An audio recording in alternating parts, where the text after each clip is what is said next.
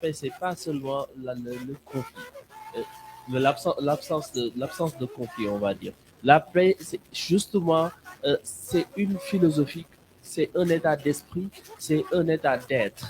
Et donc, lorsque nous vivons dans des sociétés où effectivement il y a beaucoup de challenges, beaucoup de défis, tout à l'heure notre brillante panéliste l'a dit, Madame Baquet, ces défis sociaux, donc économiques, culturels, euh, encore creusent le fossé dans les peuples. Guy l'a dit tout à l'heure, il faut qu'on comprenne que le peuple, justement, est celui qui garantit la paix dans une société. Le peuple est le socle même de la paix. Parce que c'est ce peuple-là qui véhicule la pensée, qui véhicule l'attention qui prévaut à la paix et qui prévaut à la démocratie en tant que telle, en prenant conscience d'un certain nombre de valeurs, d'un certain nombre de comportements qui vont permettre à ce que dans un environnement, il y ait moins de conflits. Donc, effectivement, on est aujourd'hui dans un monde où il y a une exigence accrue de pouvoir effectivement donner la voix au peuple. Et cette voix, justement, il ne faut plus que le peuple attende qu'on lui donne cela. Il faut que le peuple se l'approprie.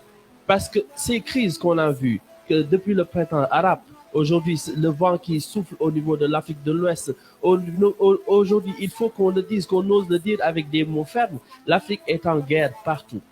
En guerre partout. Partout, pourquoi? Parce que justement, le peuple a été trop exclu. Et si nous voulons construire le Sahel, si nous voulons construire l'Afrique pacifique dont nous avons besoin réellement, il faut qu'on change le pouvoir, le rapport de force. Que ces systèmes que nous avons, qui sont des systèmes pyramidales, qui effectivement ne correspond pas effectivement à nos besoins, à nos aspirations, puissent changer. Et qu'on aille vers une dynamique où les femmes sont entendues, où la répartition des richesses est réellement faite. Parce que sans répartition des richesses, justement, on ne pourra pas arriver à ce que l'on appelle la paix. Parce que c'est un processus qui commence d'abord par le fait que chacun se voit dans tout ce que nous sommes en train de faire pour que quand il y a des défis, quand il y a des problématiques comme des crises, que tout le monde se sente concerné, se dise que à un moment donné, j'ai été servi, j'ai eu ma part. Et aujourd'hui, nous sommes dans un environnement où les choses ne sont plus possibles. Je dois aussi, moi, me brandir mon arme, qui est le discours, qui est mes valeurs, qui est la patience, qui est effectivement l'intellect pour pouvoir mettre ça au service de l'Afrique. Et aujourd'hui, le terrorisme, tout ce qu'on voit dans nos pays, pourquoi on en est arrivé là, que ça soit au Mali, cette crise, ça veut dire qu'on a trop exclu des gens. Et c'est ces gens-là qui supportent d'autres qui viennent leur proposer quelque chose d'autre.